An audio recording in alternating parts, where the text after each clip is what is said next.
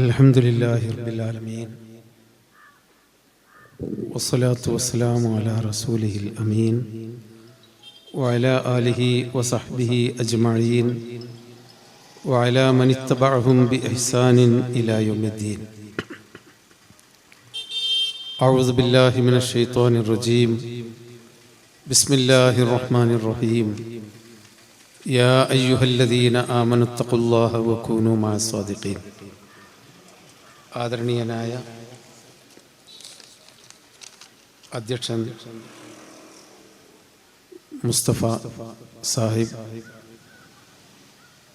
ആദരണീയരായ ജനപ്രതിനിധികൾ,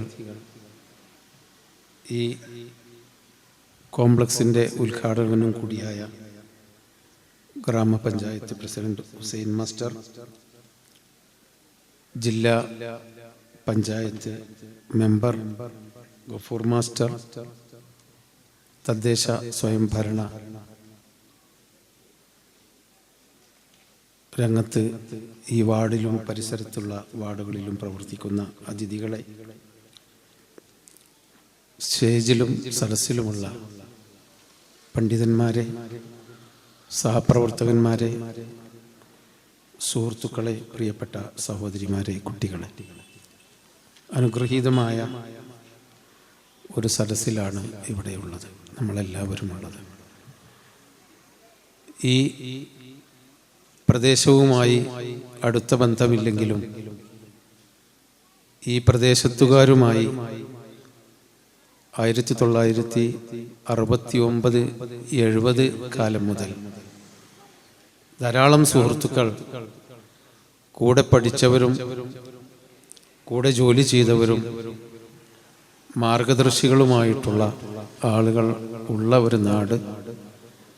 അതുകൊണ്ട് തന്നെ നാട്ടിൽ നാവിന്മേൽ എപ്പോഴും കേൾക്കാറുള്ള, പറയാറുള്ള ഒരു പദമാണ് എളേറ്റിൽ വട്ടുള്ളി. പരിശുദ്ധ ഖുർആനിൻ്റെ ബാലപാഠങ്ങൾ കുട്ടികൾ മുതൽ ഞങ്ങളൊക്കെ അധ്യാപകരായിരുന്ന കാലത്ത് ഞങ്ങൾക്ക് വരെ പഠിപ്പിച്ചു തന്ന പുക്കുട്ടാര മൗലവി എന്ന് ഞങ്ങൾ വിളിച്ചിരുന്ന അഹമ്മദ് കുട്ടി മൗലവി,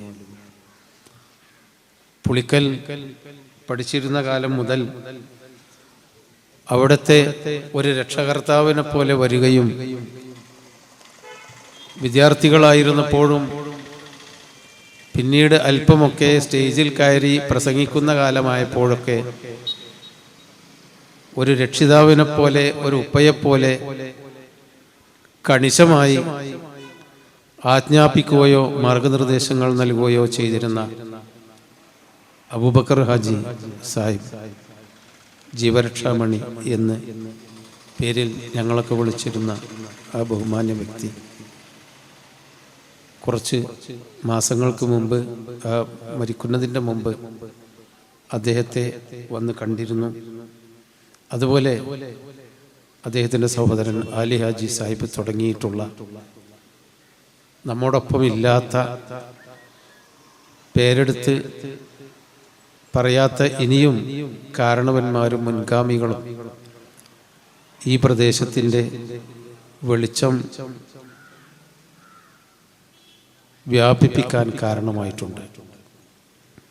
പൂനൂരും പരിസര പ്രദേശങ്ങളിലും നവോത്ഥാന സന്ദേശം വളരെ മുമ്പ് തന്നെ, ഒരുപക്ഷെ ഇവിടെ ഇരിക്കുന്ന ഈ സദസ്സിലുള്ള നമ്മളൊക്കെ ജനിക്കുന്നതിൻ്റെ മുമ്പ് തന്നെ വ്യാപിപ്പിക്കാൻ കാരണവന്മാരായ പണ്ഡിതന്മാരും നാട്ടുകാരണവന്മാരുമൊക്കെയാണ് ഈ ഒരു സന്ദേശത്തിൻ്റെ വക്താക്കൾ. യഥാർത്ഥത്തിൽ അവർ വിരിച്ചു തന്ന പായയിലും അവർ അണിയണിയായി വെച്ച് വന്ന തലയണയിൽ തലവെച്ചുകൊണ്ടാണ് നമ്മൾ ഈ പ്രവർത്തനത്തിൻ്റെ തുടർച്ച നടത്തിക്കൊണ്ടിരിക്കുന്നത്. അതിൻ്റെ ഭാഗമായി നേരത്തെ തന്നെ ഇവിടെ ഉണ്ടായിരുന്ന ഒരു ചെറിയ മസ്ജിദ്, വളരെ സുന്ദരമായ, ഞാൻ വിചാരിച്ചിരുന്നു ഇതിൻ്റെ ഒരു ഫോട്ടോ ഉദ്ഘാടനത്തോടനുബന്ധിച്ച് എൻ്റെ സുഹൃത്തുക്കൾ അയച്ചു തന്നപ്പോൾ കമ്പ്യൂട്ടറിൽ ആർക്കും ഡിസൈൻ ചെയ്യാവുന്നതാണല്ലോ നല്ല ഒരു കെട്ടിടത്തിൻ്റെ ചിത്രമെന്ന്. ഈ പച്ചപ്പുള്ള പ്രദേശത്തിൻ്റെ സ്വച്ഛന്ദമായ ഈ സ്ഥലത്ത് വന്ന് നോക്കുമ്പോൾ ഈ പച്ചപ്പിൽ തിളങ്ങി നിൽക്കുന്ന ഒരു കമ്പ്യൂട്ടർ ഡിസൈനിനേക്കാളും സുന്ദരമായി പണിതുയർത്തിയ ഒരു പള്ളി വളരെ സന്തോഷകരമാണ്. ഈ സൗന്ദര്യം നമ്മുടെ മനസ്സിലും നമ്മുടെ ജീവിതത്തിലും നമ്മുടെ പരസ്പര ബന്ധങ്ങളിലും എന്നും മങ്ങാതെ മായാതെ നിലനിൽക്കുമാറാവട്ടെ എന്ന പ്രാർത്ഥനയാണ് ഈ അവസരത്തിൽ നമുക്കുണ്ടാവേണ്ടത്. സഹോദരന്മാരെ, പള്ളി എന്ന ഒരാശയം ഇസ്ലാമിലുണ്ടായത് ഓരോരുത്തരും അവരവരുടെ സ്വന്തത്തിൽ നിന്നും സ്വത്വത്തിൽ നിന്നും മാറി ഒന്നിച്ചു നിൽക്കുന്ന ഒരു കേന്ദ്രം എന്ന അർത്ഥത്തിലാണ്. നമ്മളിവിടെ കുറേ ആളുകൾ കൂടിയിട്ടുണ്ട്. ഇത് കഴിഞ്ഞാൽ നമ്മളൊക്കെ ഓരോരുത്തർ വഴിക്ക് പോകും. ഞാൻ എൻ്റെ പേരേക്ക് പോകും. ഇവിടെ വളരെ തിരക്ക് പിടിച്ച ജനപ്രതിനിധികളുണ്ട്. അവരവരുടെ പ്രവർത്തന മേഖലയിലേക്ക് പോകും. നമ്മൾ ഓരോരുത്തരും അവനവൻ്റെ ഭാര്യയും മക്കളെയും ബാപ്പാനെയും ഉമ്മാനെയും കൂട്ടി അവരവരുടെ മാളത്തിലേക്ക് അല്ലെങ്കിൽ അഭയകേന്ദ്രത്തിലേക്ക് വീട്ടിലേക്ക് തിരിച്ചു പോകും. അവിടുന്ന് കൂടെ ഇരുന്ന് ഭക്ഷണമൊക്കെ കഴിച്ചാൽ പിന്നീട് നമ്മൾ ഓരോരുത്തരും ബാപ്പയും ഉമ്മയും ഒരു മുറിക്ക് പോകും, മക്കൾ വേറെ മുറിക്ക് പോകും. ഓരോരുത്തരും മുറി കയറി വാതിലടക്കും. നമ്മളൊക്കെ ഒറ്റയായി. ഈ കൂട്ടായ്മ ചെറിയൊരു കൂട്ടമായി ഇവിടുന്ന് തിരിച്ചു പോകും. ആ ചെറിയ കൂട്ടം പിന്നെ അതിനേക്കാളും ഒരു കൂട്ടമാകും. പിന്നെ ഓരോരുത്തരും ഒറ്റക്കാവും. കുറച്ച് കഴിഞ്ഞാൽ നമ്മൾ ഓരോരുത്തരും ഇതിനേക്കാളും ഒറ്റക്കാവും നമ്മുടെ ഖബറിലേക്ക്. നമ്മുടെ കൂട്ടത്തിൽ നിന്നുണ്ടായിരുന്ന പല ആളുകളും കാരണവന്മാരായിരുന്ന ആളുകൾ, നോ എന്ന് പറയാൻ പറ്റിയിരുന്ന പലരും മരിച്ചുപോയിക്കൊണ്ടിരിക്കുകയാണ്. ആ കൂട്ടത്തിലാണ് പൊക്കുട്ടാരെയും അബൂബക്കർ ഹാജിയെയൊക്കെ ഞാൻ ഓർക്കുന്നത്. ആരോടും ഏത് വലിയവന്റെ മുമ്പിലും നോ, ചെയ്യരുത് അല്ലെങ്കിൽ ചെയ്യണം എന്ന് പറയാൻ കെൽപ്പുള്ള ആളുകൾ. ഇന്നലെ തുറക്കൽ അബ്ദുൽ ജബ്ബാർ മൗലവി റഹ്മത്തുള്ളാഹി അലൈഹി നമ്മിൽ നിന്ന് വിട്ടുപിരിഞ്ഞു പോയി. ഒരു വിഷയം, മതപരമായ ഒരു വിഷയം പറയുമ്പോൾ അത് അങ്ങനെയല്ല, തിരിച്ചു വായിക്കണം എന്ന് പറയാൻ കഴിവുള്ള പണ്ഡിതന്മാരാവട്ടെ നാട്ടുകാരണവന്മാരൊക്കെ നമ്മിൽ നിന്ന് വിട്ടുപോയിക്കൊണ്ടിരിക്കുകയാണ്. ഇവിടത്തെയൊക്കെ നാട്ടിന്റെ പൊതു അവസ്ഥ എനിക്കറിഞ്ഞുകൂടാ. നമ്മുടെ നാട്ടിലൊക്കെ ആരെന്ത് വന്നാലും അങ്ങാടിയിലേക്ക് വന്നാൽ അസമയത്ത് തിരിച്ചു പോകുന്നില്ലെങ്കിൽ ആരടാ നീ, എൻ്റെ വാപ്പാരാ, എന്താ പോകാത്തത്, ഇരുട്ടായില്ലേ എന്ന് ചോദിക്കാൻ ആളുണ്ടായിരുന്നു. അവിടെ ചെന്ന് കുട്ടികൾ പീടികയുടെ പിന്നാമ്പുറത്ത് പോയി ഒരു സിഗരറ്റ് വലിക്കുകയാണെങ്കിൽ ഇടട താഴെ പോ പെരീക്ക് എന്ന് പറയാൻ ആളുണ്ടായിരുന്നു നാട്ടിൽ കാരണവന്മാരായിട്ട്. ഇന്ന് നേതാക്കൾ കൂടിയപ്പോൾ യഥാർത്ഥത്തിൽ സമൂഹത്തിനെ നിയന്ത്രിക്കാൻ കാരണവന്മാരില്ല. ഇസ്ലാം അതിനൊക്കെ ഒരു സംവിധാനം ഉണ്ടാക്കിയിട്ടുണ്ട്. അത് പള്ളിയാണ്. നമ്മൾ പെരേക്ക് പോയാലും 5 നേരം തിരിച്ചു കൂടാൻ മുസ്ലിമീങ്ങൾക്കൊരു കേന്ദ്രം. ആ പള്ളിയിൽ അതിനൊരു ഇമാമ്, നോ എന്ന് പറയുന്ന ഒരു ഇമാം, അത് പാടില്ല, ഇന്നത് ചെയ്യണം, അങ്ങനെ ചെയ്യാൻ പാടില്ല, നീയും നിന്റെ ഭാര്യയും കൂടി വീട്ടിൽ നിന്നൊരു കലഹമുണ്ട്, ആ കലഹം ഒഴിവാക്കണം, ഒരിക്കലും ഇനി അങ്ങനെ അപമര്യാദയായി ഭാര്യയോട് സംസാരിക്കാൻ പാടില്ല, അപമര്യാദയായി ഭർത്താവിനോട് പറയാൻ പാടില്ല, എൻ്റെ മക്കള് മോശമായ മാർഗത്തിലാ, നീ അവരെ മക്കളെ നിയന്ത്രിക്കണം. ഇതൊക്കെ പറയുന്ന ഒരു പള്ളി. എൻ്റെ വീട് പൊളിഞ്ഞു കടിയിട്ടുണ്ട്, എന്ത് ചെയ്യണം, പള്ളിക്ക് പോയി പറയും. അതാണ് ഇസ്ലാമിന്റെ പാരമ്പര്യം. പള്ളിക്ക് പോയി പറയും. പള്ളിയിൽ നിന്ന് ആ വീട് നിർമ്മിക്കാനുള്ള ഏർപ്പാട് കൂട്ടായ്മ കൊണ്ട് ഉണ്ടാകും. ഓരോ പ്രശ്നത്തിലും പള്ളിയിൽ പോയി പറയുക എന്നത് യഥാർത്ഥത്തിൽ ഇസ്ലാമിക പള്ളിയുടെ ആ കൺസെപ്റ്റിന്റെ അടിസ്ഥാനപരമായ ഒരു സ്ലോഗനാണ്. പള്ളി പോയി പറയും, ഒരു മുദ്രാവാക്യമാണ്. പള്ളി പോയി പറഞ്ഞാൽ പരിഹാരം ഉണ്ടായിരുന്നു. നബി സല്ലല്ലാഹു അലൈഹി വസല്ലമയുടെ കാലത്ത് ഒരിക്കൽ ഇരുട്ടുമൂടി, ആകെ ഇരുട്ടായി. നമ്മളെപ്പോലെ ഇന്ന് ഗ്രഹണം ഉണ്ടാകും, അന്ന് സൂര്യൻ മറഞ്ഞു പോകും, വെളിച്ചം ഉണ്ടാവില്ല, ഇരുണ്ട് മൂടിക്കിടക്കുമെന്നൊന്നും മാസങ്ങൾക്ക് മുമ്പ് പറയാൻ അന്ന് ഈ സംവിധാനങ്ങളൊന്നും ഇല്ലല്ലോ. ഭയങ്കരമായ ഇരുട്ട്, പച്ചപ്പകല്, മക്കായിലെ മരുഭൂമിയിൽ ഇരുട്ട്. നബി സല്ലല്ലാഹു അലൈഹി വസല്ലമ പള്ളിയിൽ കയറി വിളിച്ചു പറയാൻ പറഞ്ഞു, അസ്സലാത്തു ജാമിയ, വരി, എല്ലാവരും പള്ളിയിലേക്ക് വരി. എല്ലാവരും ഓടിക്കൂടി, ആണും പെണ്ണൊക്കെ ഓടിക്കൂടി. അവിടുന്ന് ചരിത്രത്തിലുണ്ട് സഹാബ വനിതകള് അവരുടെ ചങ്ങാതിച്ചികളുടെ വീട്ടിൽ പോയി, ഇവിടെ ഇല്ലേ എന്ന് ചോദിക്കുമ്പോൾ ആയിഷ അവിടെ ഇല്ലേ, ആയിഷനെ കാണാനില്ല. ചുറ്റുപാത്തൊക്കെ നടന്നു നോക്കി, ആരും കാണാനില്ല. അപ്പൊ പള്ളിയിലുണ്ട് കുറച്ച് ആളുകൾ. അപ്പൊ ഓടി പള്ളിക്ക് ചെന്നു. അപ്പൊ എല്ലാ പെണ്ണുങ്ങളും പള്ളിയിലുണ്ട്, ആണുങ്ങൾ പള്ളിയിലുണ്ട്. എന്താ സംഭവം? അവർ പ്രാർത്ഥിക്കുക. എന്താ? ഗ്രഹണ നമസ്കാരമാണ്. നബി സല്ലല്ലാഹു അലൈഹി വസല്ലമക്ക് വഹയി കിട്ടി ജിബ്രീലിൽ നിന്ന്, ഗ്രഹണം ബാധിച്ചിരിക്കുന്നു, അതുകൊണ്ട് അള്ളാഹുവിനോട് പ്രാർത്ഥിക്കണം, പേടിക്കൊന്നും വേണ്ട. നബിയുടെ നേതൃത്വത്തിൽ എല്ലാവരും പ്രാർത്ഥിച്ചു. എന്നിട്ട് നബി പറഞ്ഞു, ഇന്ന ശംസ വൽ ഖമറ ആയത്താനി മിൻ ആയാത്തില്ലാ ലാ യൻകസിഫാനി ലിമൗതി അഹദിൻ വലാ ലിഹയാതിഹി. ആരെങ്കിലും മരിച്ചത് കൊണ്ടോ ജനിച്ചത് കൊണ്ടോ ഉണ്ടാകുന്ന ശകുനപ്പിഴയല്ല ഗ്രഹണം എന്ന് പറയുന്നത്. അത് പാമ്പ് വിഴുങ്ങുന്ന, അങ്ങനെയൊക്കെ വിശ്വാസം ഉണ്ടല്ലോ, പാമ്പ് വിഴുങ്ങാണ്. അതൊന്നുമല്ല, പേടിക്കേണ്ട ഒരു കാര്യമല്ല. അത് അള്ളാഹുവിന്റെ ഒരു ദൃഷ്ടാന്തം, അത് ഉണ്ടാകുന്നു, അത് മാറി മാറി വരും. നിങ്ങൾ പ്രാർത്ഥിക്കുക, അള്ളാഹുവിലേക്ക് കൂടുതൽ അടുക്കുക. അള്ളാഹുവിന്റെ ദൃഷ്ടാന്തം കാണുമ്പോൾ ജനങ്ങളെ പേടിയൊക്കെ മാറി. പിന്നീട് ഒരുപാട് ഗ്രഹണങ്ങൾ ഉണ്ടായി, ആരും പേടിച്ചില്ല, നേരെ പള്ളിക്ക് പോയി പ്രാർത്ഥിക്കാൻ. ഒരിക്കൽ പള്ളിയിൽ നബി സല്ലല്ലാഹു അലൈഹി വസല്ലമയും ആളുകൾ ഇരിക്കുമ്പോൾ വലിയൊരു പൊട്ടൽ കേട്ടു, ഒരു പൊട്ടിത്തെറി. വീട്ടിലുള്ളവരൊക്കെ ഇറങ്ങാൻ പേടി, പള്ളിയിലുള്ളവർക്ക് വീട്ടിലേക്ക് ഓടിച്ചെല്ലാൻ പേടി. ഭാര്യയും കുട്ടികളൊക്കെ പേടിച്ചോലോ, എല്ലാവരും പള്ളിയിലുണ്ട്, ആണുങ്ങളൊക്കെ. ആകെ ഭയപ്പാട്. നബി സല്ലല്ലാഹു അലൈഹി വസല്ലമയുടെ മുഖത്തേക്ക് നോക്കുന്ന ആളുകൾ, എന്താ നബി പൊട്ടിയല്ലോ, എന്താ സംഭവം? അപ്പൊ യുദ്ധം എന്നും നിലനിൽക്കുന്ന ഒരു കാലഘട്ടമാണ്. ആരും ആക്രമിക്കുക, പേർഷ്യയിൽ നിന്നും റോമയിൽ നിന്നും അതിഭീകരമായ സൈന്യങ്ങൾ, ലക്ഷക്കണക്കിന് സൈന്യങ്ങൾ ഭീഷണിപ്പെടുത്തിക്കൊണ്ടിരിക്കുന്ന കാലഘട്ടമാണ്. റസൂലുള്ളാഹി പറഞ്ഞു, ആരെങ്കിലും ഒരു ഒട്ടകം വായ്പ തരുമോ? നമ്മളൊരു മോട്ടോർ ബൈക്കൊന്നും തരുടാ, ഞാനൊന്ന് പോയോട്ടെ അറിഞ്ഞ മാതിരി ഒരു ഒട്ടകം തരുമോ? ഒട്ടകത്തിന്റെ പുറത്തുകാരി റസൂലുള്ളാഹി, ഒട്ടകമോ മറ്റെന്തോ ഒരു വാഹനം, പുറത്തുകാരി മദീനയിൽ ജനങ്ങൾ താമസിക്കുന്ന ഇടങ്ങളിൽ താഴ്വരയിൽ കൂടെയൊക്കെ ഒന്ന് ചുറ്റിക്കറങ്ങി ഒരു റൗണ്ട് അടിച്ച് വന്ന് പള്ളിൻ്റെ ഉള്ളിൽ കയറി വന്നു. ആരും പേടിക്കേണ്ട കാര്യമൊന്നുമില്ല, ഒന്നുമില്ല, ഒന്നും ഞാൻ കണ്ടില്ല, ഒക്കെ വീട്ടിൽ പോയിക്കൊള്ളി, ഒരു പ്രശ്നവുമില്ല. അടിയിലുകൾ നിർഭയത്വം, നിർഭയത്വം. അപ്പൊ പള്ളി നിർഭയത്വത്തിന്റെ കേന്ദ്രമാണ്. പള്ളി മനുഷ്യന്മാർക്ക് സമാധാനം നൽകിയിരുന്ന പ്രവാചകരെ, എനിക്ക് വിവാഹം കഴിക്കണമെങ്കിൽ ഞാൻ കെട്ടുന്ന പെണ്ണിന് മഹർ കൊടുക്കണം. നമ്മളെ പോലെ അവിടുന്ന് ഇങ്ങോട്ട് വാങ്ങല്ല, അവിടുന്ന് അങ്ങോട്ട് കൊടുക്കല പുരുഷന്മാർ. മഹർ, അതാണ് ഇസ്ലാമിന്റെ സമ്പ്രദായം. മഹർ കൊടുക്കണം. എൻ്റെ കയ്യിൽ ഒന്നും ഇല്ലല്ലോ നബിയെ, ഞാൻ എന്താ ചെയ്യണം? അതായത് അവന്റെ കുടുംബ പ്രശ്നം റസൂലുള്ളാഹിനോട് പള്ളിക്ക് പോയിട്ടാണ് പറയുന്നത്. അവന്റെ കാര്യങ്ങൾ പള്ളിക്ക് പോയി പറഞ്ഞാൽ പരിഹാരം കിട്ടും. ഒരു മനുഷ്യൻ മരിച്ചു, ഒരുപാട് കടക്കാരുണ്ട്. റസൂലുള്ളാഹിനോടാ പറയുന്നത്, കടക്കാരുണ്ട് നബി, ഒരുപാട് കടം കൊടുക്കാണ്ട് ഈ മനുഷ്യൻ മരിച്ചുപോയി, എന്താ ചെയ്യുക? കടക്കാരൊക്കെ വന്നിട്ടുണ്ട് പെരയിൽ.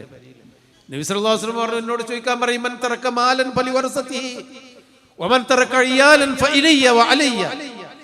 മരിച്ചിട്ട് ആരുടെയെങ്കിലും വീട്ടിൽ അനന്തര സ്വത്ത് ഉണ്ടെങ്കിൽ അനന്തരാവകാശികളോട് മാറ്റിയെടുക്കാൻ പറയും, വീതിച്ചെടുക്കാൻ പറയും. അതല്ല, കടവും പ്രയാസങ്ങളും ഒക്കെ ഉണ്ടോ, എന്നാല് പള്ളിക്ക് വന്ന് പറയാൻ പറയും, ഞാൻ കൊടുത്തോളാം. എന്നോട് വന്ന് പറയൂ, അലയ്യ, ഞാൻ കൊടുത്തോളൂ. ഇസ്ലാമിന്റെ പള്ളി എന്ന് പറയുന്ന കൺസെപ്റ്റ് ഇതാണ്. പള്ളി എന്ന് പറയുന്നത് എന്താണ്? ആ സമൂഹത്തിന്റെ പ്രശ്നങ്ങൾ പരിഹരിക്കുക, ആ സമൂഹത്തിൽ നിന്ന് എന്തെങ്കിലും ആവശ്യങ്ങൾ ഉണ്ടെങ്കിൽ നിറവേറ്റാൻ, സമൂഹത്തിൽ കലഹങ്ങൾ ഉണ്ടെങ്കിൽ അത് അവിടെ വന്നിട്ട് അവിടെ നിന്ന് ഇറങ്ങി വന്ന് പരിഹരിക്കാൻ പള്ളി കമ്മിറ്റി എന്ന് പറയുന്നത് താക്കോലും കൂട്ടവുമായി നടക്കുന്ന ഒരു വിഭാഗമല്ല. സമൂഹത്തിന്റെ അഭയകേന്ദ്രമാണ്. സമൂഹത്തിൽ തിന്മകൾ ഉണ്ടാകുമ്പോൾ നോ എന്ന് പറയുന്ന കേന്ദ്രമാണ്. അന്ധവിശ്വാസങ്ങളെയും അനാചാരങ്ങളെയും ശരിക്കും അങ്ങനെ നീക്കിക്കളി വെളിച്ചം നൽകുന്ന കേന്ദ്രമാണ്. 5 നേരം ആണുങ്ങൾ നിർബന്ധമായും, കഴിയുമെങ്കിൽ പെണ്ണുങ്ങളും വന്ന് അണിയണിയായി കാലും കാലും ചേർത്ത് നിന്ന് അല്ലാഹു അക്ബർ എന്ന് പറഞ്ഞുകൊണ്ട് പ്രാർത്ഥിക്കുകയും കാര്യങ്ങൾ കേൾക്കുകയും ചർച്ച ചെയ്യുകയും നടന്ന് കഴിഞ്ഞ് പിരിഞ്ഞു പോകേണ്ട കേന്ദ്രമാണ്. ആരെങ്കിലും വഴിപോക്കൻ വന്നാൽ നമുക്കാർക്കും അവന്റെ വീട്ടിൽ കൊണ്ടുപോകാൻ കഴിഞ്ഞില്ലെങ്കിൽ പള്ളി കൊണ്ട് ഏൽപ്പിച്ചാളി, പള്ളിക്കൽ നിന്ന് ഭക്ഷണമൊക്കെ എന്തെങ്കിലും കൊണ്ടേ കൊടുക്കുക. അതാണ് ഈ വടക്കേ മലബാറിലൊക്കെ വളരെ കാലം മുമ്പ്, ഒരു 25-30 കൊല്ലം മുമ്പ് എനിക്കറിയാം, വഴിപോക്കൻ അവന് തിരിച്ചു പോകാനുള്ള കാശും കൊടുക്കും, അവർക്ക് എത്ര ദിവസം താമസിച്ചാലും ഭക്ഷണവും കൊടുക്കും, താമസിക്കാൻ പള്ളിയിൽ എവിടെയെങ്കിലും ഇടം അതും കൊടുക്കും, ഭക്ഷണം കൊടുക്കും വീടുകളിൽ നിന്ന്. പള്ളി ഇതാണ് നമ്മുടെ പാരമ്പര്യം, പള്ളി. പക്ഷെ ആ പാരമ്പര്യമൊക്കെ മാറി ഇന്ന് പള്ളി മരിച്ചാലും അവിടെ പള്ളി കായ് കൊടുക്കണം, ജനിച്ചാലും കാശ് കൊടുക്കണം.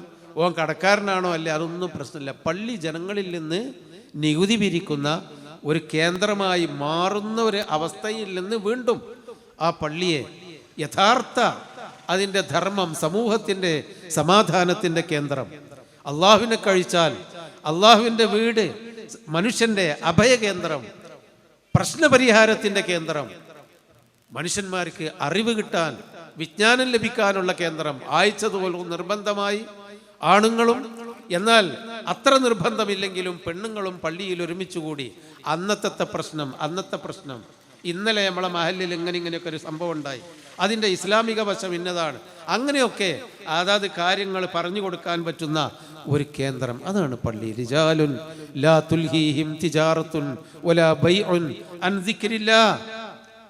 പള്ളിയെ പറ്റി അല്ലാഹു തആല പറഞ്ഞതാണ്. അവിടെ കുറച്ച് ആളുകളുണ്ടാകും, അവർ കച്ചവടക്കാരായിരിക്കാം, അവർ വ്യാപാരികളും ബിസിനസ്സുകാരുമാരായി ആയിരിക്കാം. പക്ഷേ അവരുടെ കച്ചവടമോ വ്യാപാരമോ വ്യവസായമോ ഒരു കാര്യത്തിലും അള്ളാഹുവിൻ്റെ ദിക്ർ വിട്ട് അവർക്ക് അവർ ബിസി ആവൂല. അള്ളാഹുവിൻ്റെ ദിക്റിൻ്റെ സമയത്ത് അവർ പള്ളിയിലെത്തും. ഏത് പള്ളിയാവട്ടെ, നമ്മളെ പള്ളി, ഈ പള്ളി മാത്രമല്ല, ഏത് പള്ളിയിലാണെങ്കിലും അവിടെ എത്തി നമസ്കരിച്ച് അവിടെ നിന്ന് ദീന് പഠിച്ച് ഖുർആൻ പഠിച്ച് യഥാർത്ഥ വിശ്വാസം, തൗഹീദിൻ്റെ വെളിച്ചം, ഖുർആനിൻ്റെ വെളിച്ചം നിങ്ങൾ ആലോചിച്ച് നോക്കൂ. ഇന്നത്തെ പത്രം വായിക്കാത്ത ആരെങ്കിലും ഉണ്ടോ? ഇന്ന് ഞാൻ ഒരാളോട് ഒരു ഇങ്ങനെ പോരുമ്പോൾ ഒരു വിഷയം പറഞ്ഞപ്പോൾ അദ്ദേഹം എന്നോട് പറഞ്ഞു, ഞാൻ 6 പത്രം വായിച്ചിട്ടുണ്ട്. 6 പത്രം. ഒരു രാഷ്ട്രീയ പ്രവർത്തനം കൂടിയാണ്, ഫുർമാഷും ഇവിടെ ഉണ്ട്. 6 പത്രം ഞാൻ വായിച്ചിട്ടുണ്ട്, അതിലൊന്നും ഞാൻ കണ്ടില്ല. ഞാൻ പറഞ്ഞു, ഞാൻ പത്രത്തിൽ വായിച്ചതല്ല, ഞാൻ സോഷ്യൽ മീഡിയയിൽ കണ്ടതാണ് എന്ന് പറഞ്ഞു. 6 പത്രം. ഞാൻ മുമ്പിനോട് ചോദിച്ചു, 6 പത്രം വായിച്ചു. ഖുർആൻ 6 ആയത്ത് ഓതിയോ രാവിലെ സുബഹികരിച്ചതിന് ശേഷം. അയ്യോ ജിന്നെ ഉപദേശിക്കാൻ നടക്കല്ല, ഇപ്പം തിരക്കില്ല എന്ന്. തമാശയിലാണ്. നമ്മളൊരുപാട് പത്രങ്ങൾ വായിക്കും, പക്ഷേ ഒരു നേരം പോലും ഖുർആനിൻ്റെ ഒരായത്ത് പഠിക്കാറുണ്ടോ? നമ്മൾ പഠിച്ചിട്ടുണ്ടോ? ഫിസിക്സും കെമിസ്ട്രിയും ബയോളജിയും ഒക്കെ മണിമണിയായിട്ട് കാണാതെ പഠിക്കാൻ കുട്ടികളെ നമ്മൾ സ്കൂൾക്കും കോളേജിലും ട്യൂഷൻ സെൻ്റർക്കും വിടും. ഈ കുട്ടിക്ക് നാളെ മരിച്ചു ചെന്നാലുള്ള ഫിസിക്സ് എന്താണ്, അവിടുത്തെ കെമിസ്ട്രി എന്താണ്, അവിടുത്തെ ബയോളജി എന്താണ്, കാലാകാലം ജീവിക്കേണ്ട ബയോളജി എന്താണ് നമ്മൾ പഠിപ്പിച്ചിട്ടുണ്ടോ? നമ്മളെ മക്കളെ കലക്ടറായിട്ട് മരിച്ചു പോയാൽ കലക്ടറുടെ സർട്ടിഫിക്കറ്റ് ആർക്കും ആവശ്യമില്ല, കലക്ടറുടെ കീറിയ ഷൂസ് ആർക്കെങ്കിലും ആവശ്യമുണ്ടാവും പാവങ്ങൾക്ക്. കലക്ടർ അദ്ദേഹത്തിൻ്റെ ഷൂസല്ല, കീറിക്കണമെങ്കിൽ തുന്നിയിട്ട് ഉടുക്കാൻ. കലക്ടറെ പിന്നിപ്പോയ പാൻസ് ആവശ്യമുണ്ടാവും, കലക്ടറുടെ സർട്ടിഫിക്കറ്റ് ആവശ്യം ഉണ്ടാവില്ല. ഞാൻ പറയുന്നത് നമ്മൾ കലക്ടറോ ഡോക്ടറോ എഞ്ചിനീയറൊന്നും ആവണ്ട നിലക്കത് ആവണം. അത് ആയതുകൊണ്ട് തന്നെയാണ് നമുക്കൊക്കെ ഈ തരത്തിലുള്ള രാഷ്ട്രീയ ശക്തിയും അതുപോലെ തന്നെ നമുക്കുള്ള ഈ സാമുദായിക ശേഷിയും ഇവിടെ ഉയർന്നു നിൽക്കാനുള്ള തലയെടുപ്പോടുകൂടി നിൽക്കാനുള്ള ഇസ്സത്തും ഒക്കെ കിട്ടിയത് നമ്മൾ രാഷ്ട്രീയമായും വിദ്യാഭ്യാസപരമായും ഉയർന്നത് കൊണ്ടാണ്. അതുകൊണ്ട് നമ്മൾ മാക്സിമം ഉയരണം. അതോടൊപ്പം മരണം വരെ ഈ ജീവിതം ഉണ്ടാവുകയുള്ളൂ. അതിന് ശേഷമുള്ള ശാശ്വതമായ ജീവിതത്തിൻ്റെ ഫിസിക്സും കെമിസ്ട്രിയും മാത്തമാറ്റിക്സും അറിയണമെങ്കിൽ അത് ഖുർആൻ പഠിക്കണം. ഒരായത്തെങ്കിലും ആയുഷ്കാലത്ത് ഒരു ദിവസം നമ്മൾ പഠിക്കാൻ സമയം കിട്ടണം. അള്ളാഹിൻ്റെ റസൂലിന് ഖുർആൻ ഇറങ്ങിയത് മുതൽ ഈ 2019 ഈ മാസം 15-ാം തീയതി വരെയുള്ള ചരിത്രം പരിശോധിച്ചാൽ ഖുർആനും ഹദീസും നേർക്കുനേരെ പഠിക്കാൻ ഇത്രയധികം സൗകര്യമുള്ള ഒരു കാലഘട്ടം ഇന്ന് വരെയുള്ള സൗകര്യം ഈ ചരിത്രത്തിൽ ഇത്രയധികം സൗകര്യമുള്ള ഒരു കാലഘട്ടം ഉണ്ടായിട്ടില്ല.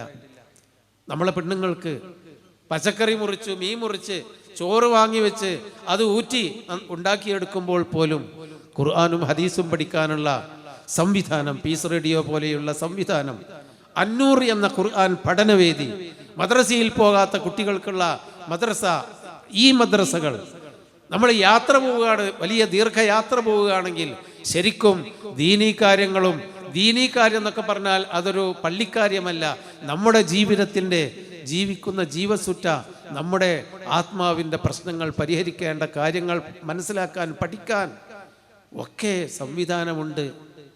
ഈ സമയം സഹോദരന്മാരെ നമ്മൾ ഉപയോഗപ്പെടുത്തണം. അതാണ് പള്ളി ഉപയോഗപ്പെടുത്തുക എന്ന് പറഞ്ഞതിൻ്റെ അർത്ഥം. ഇതിനെ നമ്മൾ ഉപയോഗപ്പെടുത്തണം. അതോടൊപ്പം നമസ്കാരാദി പോലെയുള്ള കാര്യങ്ങൾ, സമത്വം, പഴയ കാലത്തൊക്കെ ഞാൻ ഓർക്കുന്നുണ്ട്, ഞങ്ങളുടെ നാട്ടിലൊക്കെ പള്ളി മീറ്റിംഗ് കൂടണമെങ്കിൽ, പള്ളി കമ്മിറ്റിൻ്റെ മീറ്റിംഗ് കൂടണമെങ്കിൽ ജുമാൻ്റെ ശേഷം പ്രസിഡന്റിനെ വീട്ടിൽ നിന്ന് വിളിച്ചുകൊണ്ടിരണം. കാരണം ജുമാക്ക് വരാത്ത പ്രസിഡൻ്റായിരിക്കും, നാട്ടിലെ മുതലാളിമാരോ കാരണന്മാരൊക്കെ ആയിരിക്കും ഉണ്ടാവുക. ഓലെ വിളിച്ചുകൊണ്ടിട്ടാണ് മീറ്റിംഗ് കൂടാൻ. അതിലവരെ കാത്തിക്കണ ആൾക്കാർ കഞ്ഞുടിക്കാൻ പോകാതെ പ്രസിഡന്റ് വരുവോളം. എനിക്കായിരുന്നില്ല ഉണ്ടായിരുന്നത്. ഒന്നാം സഫിൽ ഇന്നാളെ സീറ്റാണ്, അയാളെന്ന് ജുമാക്ക് വന്നിട്ടില്ലെങ്കിൽ ആ സീറ്റ് അവിടെ ഒഴിവാണ്, വേറെ ആർക്കും ഇരിക്കാൻ പാടില്ല. അതൊന്നുമല്ല ഇസ്ലാമിൽ സമത്വമാണ്. ഖുറൈശിയായ മുഹമ്മദും പേർഷ്യക്കാരനായ സൽമാനും എത്യോപ്യയിലെ ആളും നാഥനുമില്ലാതെ അടിമയായി വന്ന ബിലാലും അള്ളാഹുവിൻ്റെ റസൂലിൻ്റെ പള്ളിയിൽ ഒപ്പമായിരുന്നു ഇരുന്നിരുന്നത്. ഒരു സ്ഥലത്തായിരുന്നു ഇരുന്നിരുന്നത്, ഒരു സൊഫിലായിരുന്നു ഇരുന്നിരുന്നത്. അവർ തമ്മിൽ കാലും കാലും ചേർത്ത് വെച്ചിരുന്നു. കാലൊരിക്കലും അവർ നീക്കി വെച്ചിട്ടില്ല. അങ്ങനൊക്കെയുള്ള സമത്വത്തിൻ്റെ, സമാധാനത്തിൻ്റെ ഒരു കേന്ദ്രം. അതോടൊപ്പം വിഷമങ്ങളും മനപ്രയാസങ്ങളും കൊണ്ട് മനുഷ്യൻ ദുരിതമനുഭവിക്കുകയാണ്. അതുകൊണ്ട് തന്നെയാണ് കൗൺസിലർമാരെയും വിട്ട്, ജ്യോത്സ്യന്മാരെയും വിട്ട്, പുരോഹിതന്മാരെയും വിട്ട് ആൾ ദൈവങ്ങളുടെ പിന്നാലെയാണ് മനുഷ്യൻ. എന്താ? സുഖമില്ല, വീട്ടിലൊരു സുഖമില്ല. എന്ത്? പൈസൻ്റെ കുറവല്ല. വീടില്ലേ, വീടിൻ്റെ ഒരു കുഴപ്പമില്ല. സ്ഥാനമാനങ്ങളില്ലേ, എല്ലാം ഉണ്ട്, പക്ഷെ ഒരു സുഖമില്ല, മനപ്രയാസങ്ങൾ. എന്താണ് മനപ്രയാസം? അങ്ങനെയൊക്കെ ഉണ്ടാകുമ്പോൾ ഉളു എടുത്ത് വന്ന് പള്ളിയിലിരുന്ന് 2 റക്അത്ത് തയ്യത്ത് നമസ്കരിച്ച് കുറച്ചു നേരം പടച്ചവനോട് പ്രാർത്ഥിക്കാൻ.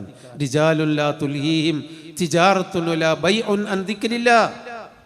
അള്ളാഹുവിനെ ഓർക്കുന്നതിൽ നിന്ന് ഒരിക്കലും ബിസിയാവാത്ത കച്ചവടക്കാരും ബിസിനസ്സുകാരും സമൂഹത്തിൽ തിരക്ക് പിടിച്ചവരുമായ ആളുകളെ പള്ളിയിൽ കാണാം.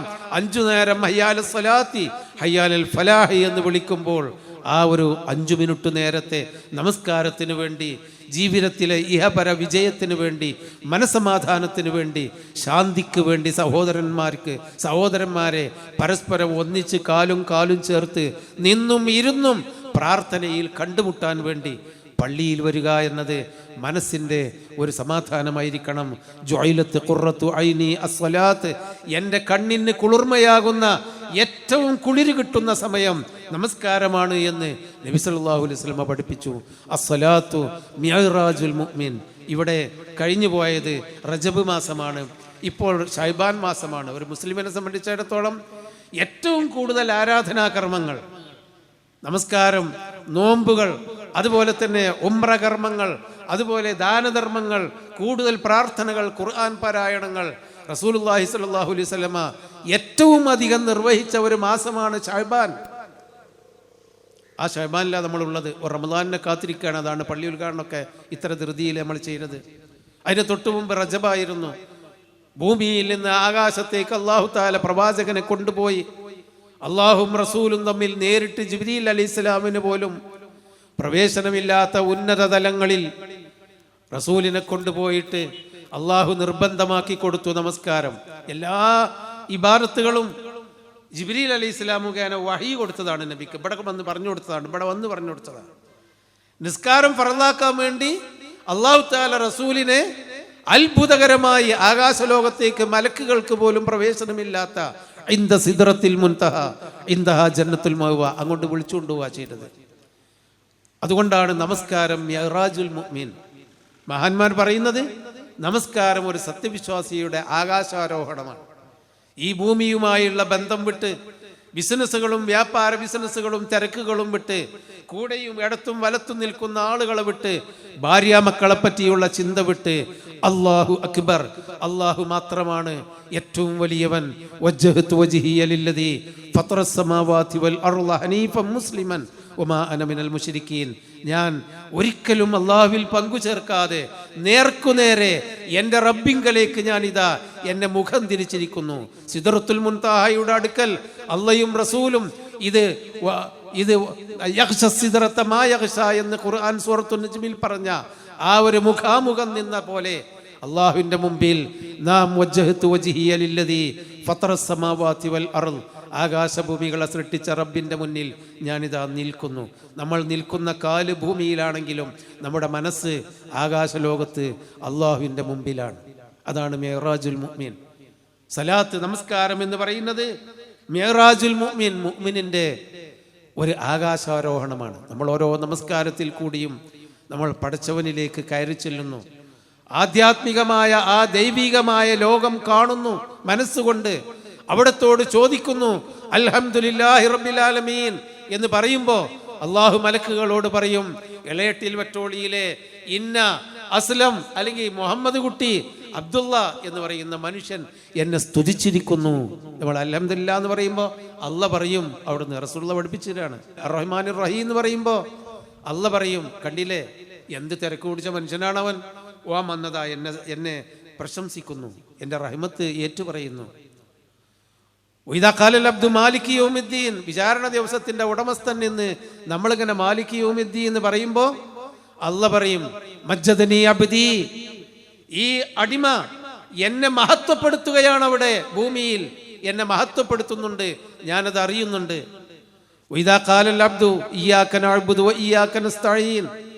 എന്റെ അടിമ നിന്നെ മാത്രം ഞങ്ങൾ ആരാധിക്കുന്നു റബ്ബേ, നിന്നോട് സഹായം തേടുന്നു എന്ന് പറയുമ്പോൾ അല്ല പറയും, ഇത് ഞാനും അവനും തമ്മിലുള്ള ഒരു കരാറാണ്, നിങ്ങൾ ആരും ഇടപെടണ്ട മലക്കുകളെ, ഇത് ഞാനും അവനേറ്റൊരു കരാറിൽ എഴുതാൻ പോവുകയാണ്.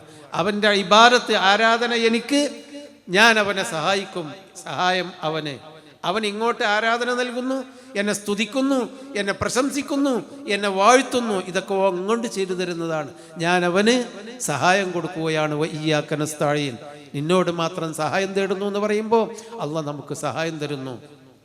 ഇഹ്ദിന സിറാത്തൽ മുസ്തഖീം സിറാത്തൽ ലദീന അൻഅംത അലൈഹിം ഗൈറിൽ മഗ്ളൂബി അലൈഹിം വലദ്ദാലിൻ എന്ന് പറയുമ്പോൾ അള്ളാഹു പറയുന്നു മലക്കുകളോട്, ഞാനും എൻ്റെ അടിമയും തമ്മിൽ ഒരു കരാറിൽ ഏർപ്പെട്ട് കഴിഞ്ഞു. അതാ ബൈനി വബൈന അബ്ദി വലി അബ്ദി മാ സഅൽ, അവൻ ചോദിക്കുന്നതൊക്കെ ഞാൻ അവന് കൊടുത്തും. നേരായി ജീവിച്ച നല്ലവരായ മനുഷ്യന്മാരുടെ കൂട്ടത്തിൽ എന്നെ ചേർക്കണമേ റബ്ബേ, പിഴച്ചു പോയവരുടെ കൂട്ടത്തിൽ, ധിക്കാരികളുടെ കൂട്ടത്തിൽ ചേർക്കരുതേ റബ്ബേ എന്ന് പറയുമ്പോൾ അതൊക്കെ ഞാൻ അവന് കൊടുക്കും. ഓൻ എനിക്ക് തരാനുള്ളത് തന്നു, ഞാൻ അവന് ചോദിക്കുന്നതൊക്കെ കൊടുക്കും എന്ന് അള്ളാഹ് നമ്മൾ ഓരോ സുന്നത്തും ഫറളും നമസ്കരിക്കുമ്പോൾ അള്ളാഹു തആല പറയും, ഇങ്ങോട്ടും അറിയും. അപ്പോൾ അള്ളാഹുമായിട്ടുള്ളൊരു സംഭാഷണമാണ് നമസ്കാരം. അതുകൊണ്ടാണ് നബി പറഞ്ഞത്, ആദ്യമായി നിങ്ങളെ വിചാരണ ചെയ്യുന്നത് നമസ്കാരത്തെ പറ്റിയായിരിക്കും പരലോകത്ത്. റസൂലുള്ളാഹി അവസാനമായി 23 കൊല്ലത്തെ പ്രബോധനം, ചെറിയ ചെറിയ കാര്യം മുതൽ അന്താരാഷ്ട്ര ഭരണകാര്യങ്ങൾ വരെ അതിനുള്ള നിയമനിർദ്ദേശങ്ങൾ പഠിപ്പിച്ച റസൂലുള്ളാഹി അവസാനം മരിക്കുന്നതിന് മുമ്പ് നമ്മളോട് വസിയത്ത് ചെയ്തത് അസ്സലാ അസ്സലാ, നിസ്കാരത്തിൻ്റെ കാര്യം മറക്കരുത് കേട്ടോ, നിസ്കാരത്തിൻ്റെ കാര്യം മറക്കരുത് കേട്ടോ. അത്രയധികം നമസ്കരിച്ച മുഅ്മിനീങ്ങളെ പറ്റി പറഞ്ഞപ്പോൾ നമസ്കരിക്കുന്നവൻ എന്നാണ് മുഅ്മിനീങ്ങളെ മുത്തഖീങ്ങളെ അല്ലാഹു തആല വിവരിച്ചത്. അവിശ്വാസിയെ പറ്റി പറഞ്ഞപ്പോൾ അവിശ്വാസിയും വിശ്വാസിയും തമ്മിലുള്ള അതിരെവിടെയാണ് എന്ന് പറഞ്ഞപ്പോൾ നബി സല്ലല്ലാഹു അലൈഹി വസല്ലം പറഞ്ഞു, അവിശ്വാസിയും വിശ്വാസിയും തമ്മിലുള്ള അതിര്, ആ മതിൽ എവിടെയാണ്? നമസ്കാരം.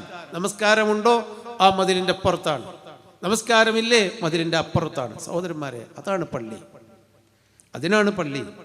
ഇതൊരു പാർട്ടിയുടെയോ അല്ലെങ്കിൽ ഇതൊരു പ്രത്യേക സംഘടനയുടെയോ അല്ലെങ്കിൽ ഒരു മഹല്ലത്തിൻ്റെയോ ഒരു അഭിമാന സ്തംഭം അല്ല. ഇത് നമ്മുടെ ജീവൽ പ്രശ്നമാണ്. നമസ്കാരം എന്ന് പറഞ്ഞാൽ നമ്മൾ അവിടെ ആ മടിയിലിരിക്കുന്ന കുട്ടികൾ വരെ നിസ്കരിക്കാൻ തുടങ്ങിയിട്ടുണ്ടാവും ഉമ്മാൻ്റെ മുസല്ലി പോയിട്ട്. യഥാർത്ഥത്തിലുള്ള നമസ്കാരം ഇന്ന സ്വലാത്ത തൻഹാ അനിൽ ഫഹ്ശാഇ വൽ മുൻകർ, ആത്മാർത്ഥമായിട്ട് അള്ളാഹുമായിട്ടുള്ള ഒരു ആത്മീയ സംഭാഷണം നടത്തിക്കൊണ്ടുള്ള നമസ്കാരമാണ് നിർവഹിക്കുന്നതെങ്കിൽ എല്ലാ തിന്മയിൽ നിന്നും നമ്മളെ അള്ളാഹു തആല തട്ടിമാറ്റും. ഒരു തിന്മ ചെയ്യാനും നമുക്ക് തോന്നാത്ത ഒരവസ്ഥ, അഥവാ തോന്നിയാൽ തന്നെ ചെയ്താൽ തന്നെ അടുത്ത നമസ്കാരം കൊണ്ട് പരിഹരിക്കുന്ന ഒരവസ്ഥ, എന്നും ശുദ്ധീകരിച്ച് അങ്ങനെ ഫിൽട്ടർ ചെയ്ത് പരലോകത്തേക്ക് മുഅ്മിനായി മരിച്ചു പോകുന്ന ഒരവസ്ഥ, അതാണ് നമസ്കാരം. ആ തരത്തിലുള്ള നമസ്കാരം ഇവിടെ നിർവഹിക്കപ്പെടണം. നമുക്ക് മനപ്രയാസങ്ങളും വിഷമങ്ങളും ഉണ്ടാകുമ്പോൾ ഓടി വന്ന് 2 റക്അത്ത് നമസ്കരിച്ച് അള്ളാഹുവിനോട് പ്രാർത്ഥിച്ച്, അള്ളാഹിൻ്റെ വീടാണ്, ആ വീട്ടിൽ വന്ന് അള്ളാഹിനോട് ചോദിക്കുമ്പോൾ കിട്ടാതിരിക്കില്ല. ആ നിലക്കുള്ള ഒരു ഭവനമാക്കി ഇതിനെ മാറ്റണം. ഇത് ഒരു പാർട്ടിയുടേതോ ഒരു സംഘടനയുടേതോ അല്ല.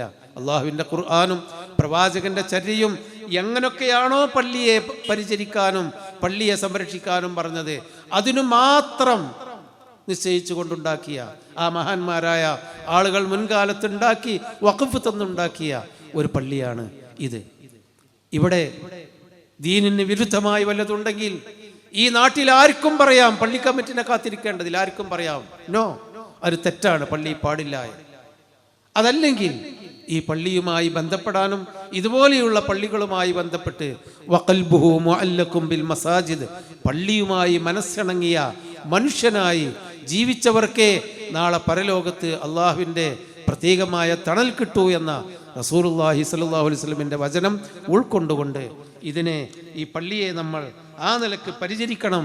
ഈ ഭംഗിയുള്ള, ഈ പച്ചപ്പിൻ്റെ ഇടക്ക് ഭംഗിയുള്ള ഈ സൗന്ദര്യത്തിൽ മതിമറക്കാതെ ഈ സൗന്ദര്യം നമ്മുടെ മനസ്സിൻ്റെ ദൈവികമായ സൗന്ദര്യമാക്കി നിലനിർത്താൻ നമ്മളെല്ലാവരും ശ്രമിക്കുക. അല്ലാഹു തആല അതിന് നമുക്കെല്ലാം തൗഫീക്ക് നൽകുമാറാവട്ടെ. ഇതിനുവേണ്ടി പ്രയത്നിച്ചവർ, ഇതിനുവേണ്ടി സ്വപ്നം കണ്ടവർ, ഇതിനുവേണ്ടി ഭൂമി കൊടുത്തവർ, അതുപോലെ ഒരു ഉറുപ്പികയെങ്കിലും ഇതിനുവേണ്ടി ചെലവാക്കിയവരും ഇനി ചെലവാക്കാനിരിക്കുന്നവരും ഇതിനെ സംരക്ഷിക്കുന്നവരും ഇതിനുവേണ്ടി ഒരു നല്ല വാക്കുകൊണ്ടെങ്കിലും പിന്തുണച്ചവരുമായ എല്ലാ സഹോദരങ്ങൾക്കും അല്ലാഹു തആല അർഹമായ പ്രതിഫലം നൽകുമാറാവട്ടെ. വസല്ലല്ലാഹു വസല്ലമ അലാ ഖൈരി ഖൽഖിഹി മുഹമ്മദിൻ വഅലാ ആലിഹി വസഹ്ബിഹി അജ്മഈൻ വൽഹംദുലില്ലാഹി റബ്ബിൽ ആലമീൻ.